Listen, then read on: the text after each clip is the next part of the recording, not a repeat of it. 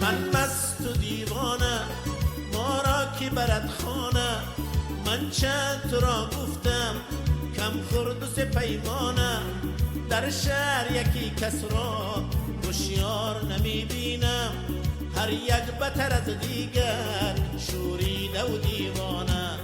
من مست و دیوانه ما را کی برد خانه، من چند تو را گفتم کم خورد و سپیمانه، من چند تو را گفتم کم خورد و سپیمانه.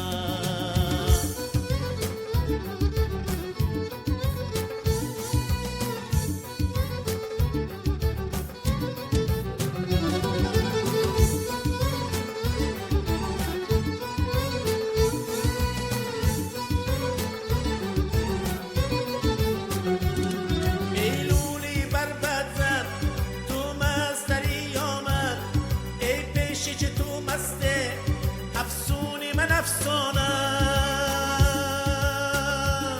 از خانه برون رفتم مستیم به پیش آمد، در هر نظرش مزمر صد گلشن کاشانه، در هر نظرش مزمر صد گلشن کاشانه. من مست و دیوانه ما را کی برد خانه، من چند تو را گفتم کم خورد و سپیمانه، من چند تو را گفتم کم خورد و سپیمانه.